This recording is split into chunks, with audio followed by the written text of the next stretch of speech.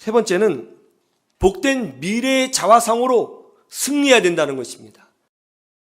우리 재밌는 말씀이요. 32절, 33절에 있습니다. 창세로부터 지금까지 태어나면서 선천적 시각장애를 가지고 있는 사람을 치유한 적이 한 명도 없었다. 이런 것을 치유할 수 있는 분은 하나님께서 보내신 분이 아니고서는 불가능하다. 이 말을 누가 하냐면 맹인이 바리새인들에게 하는 거예요. 이 맹인은 장애인이었습니다. 죄인으로 여겨졌겠죠. 그리고 구걸을 하던 거지였습니다. 누가 이 사람의 말을 존중하고 누가 이 사람의 말에 경청해 주겠어요. 그런데 지금 이 사람이 바리새인들, 즉 유대 사회의 지도자들 앞에서 토론을 하고 있고 예수님이 그리스도, 즉 메시아라는 것을 논증하고 있어요. 거지였던 자가 전도자가 되었고 절망에 빠졌던 자, 죄인으로 여김받던 자가 예수 그리스도를 증거하는 하나님의 사람으로 쓰임받고 있어요. 여러분, 이게 복음이에요. 복음은 사람을 변화시키는 거예요. 이게 복음이에요. 복음은 그저 하나님 말씀 듣고 예수님 이야기 듣고 교회 왔다 갔다 하고 나 구원받았네 그걸로 끝나는 것이 아니라 복음은 사람을 변화시키는 거예요. 절망에 빠진 자가 희망을 노래하게 되는 거예요. 은혜가 없는 자에게 은혜가 임하는 거예요. 변화가 일어나는 거예요. 우리는 지금의 모습으로 만족해 사는 사람들이 아니에요. 하나님께서 나를 앞으로 끝까지 천국길까지 인도해 주실 줄로 믿습니다. 엄청난 일들이 일어날 겁니다. 앞으로 엄청난 일들이 일어날 거예요.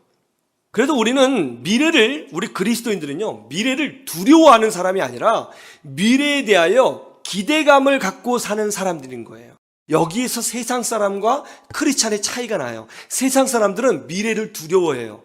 내 노후 어떡하지? 이제 앞으로 직장 어떡하지? 먹고 사는 문제 어떡하지? 우리 자녀들 어떡하지? 이 세상은 어떡하지? 내 건강은 어떡하지?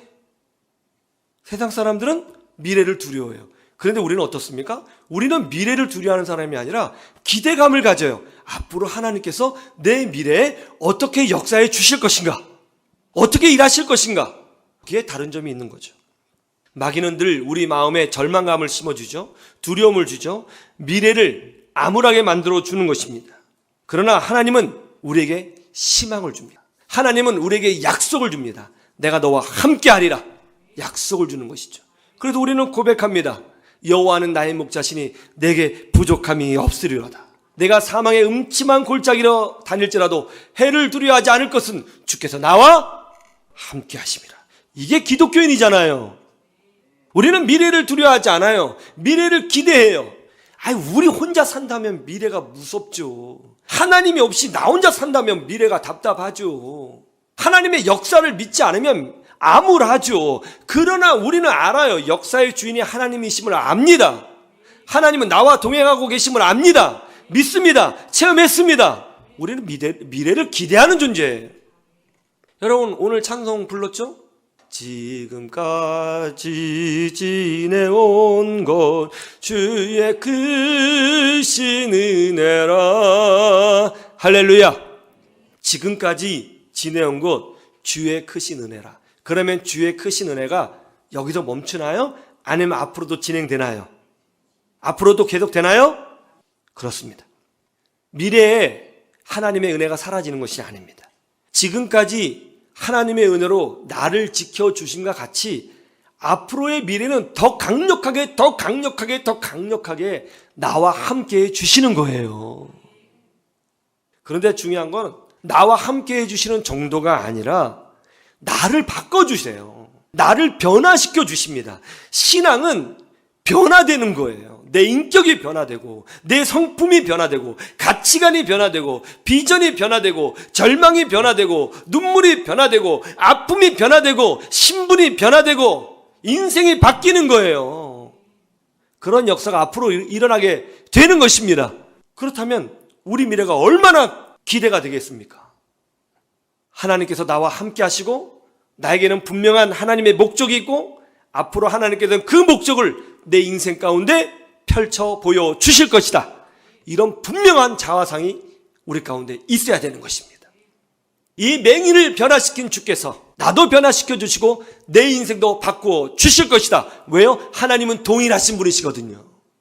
제가 예전에 잇몸 일으키기를 도와주는 운동기구를 하나 샀습니다. 젊은 연예인들 그 초콜릿 복근을 보고 나도 어떻게 저렇게 될 수 있을까? 그래서 잇몸 일으키기 하면 된다고 그래가지고 제가 잇몸 일으키기를 했는데 잘 안 올라가요. 그래서 그걸 도와주는 기구를 좀 샀습니다. 이제 기다렸더니 이제 배달이 왔어요. 열어보니까 내가 스스로 조립하게 돼 있더라고요. 그래서 그걸 이제 다 조립을 했습니다. 그런데 다 조립을 했는데 이 손가락만한 핀 하나가 남는 거예요. 이게 왜 남았지? 뭐 설명서에도 없고 이게 어디 들어갈 건 들어갈 것 같은데 이게 남는 거예요. 그래서 처음부터 다시 그 과정을 다 봤는데 제대로 조립을 했어요. 근데 이 핀이 남는 거예요. 뭔가 마음이 찝찝하죠. 버릴 수가 없는 거예요. 왜냐하면 분명히 어디 들어갈 건데. 그래서 일단 버리지 않고 두었습니다. 뭔가 다 이유가 있겠지. 그러다가 나중에 운동을 하면서 이 핀의 용도를 알게 된 거예요. 그 윗몸이 이렇게 강도를 조절할 때 그 각도를 조절하는 고정 핀이었던 거예요. 그게 없으면 맨날 뒤로 누워가지고 일으킬 뻔했던 거죠. 핀인 거예요, 핀. 사람이 만든 것에도 다 이유가 있어요. 다 목적이 있어요. 사람이 만든 운동기구에도 이유가 있고 목적이 있어요. 부품 하나에도. 하물며 예수님의 그 십자가의 보혈로 부름받은 우리가 하나님의 목적이 없고 하나님의 비전이 없고 하나님의 인도하심이 없겠습니까? 우리는 하나님의 창조물이잖아요. 예수 십자가로 부름받았잖아요. 우리에게 목적이 없겠어요? 여러분, 하나님이 우리를 부르실 때에 목적을 갖고 우리를 불러주신 것입니다. 그리고 하나님은 그 목적을 우리 인생 가운데 반드시 이루어 주실 것입니다. 하나님이 그렇게 하실 거예요.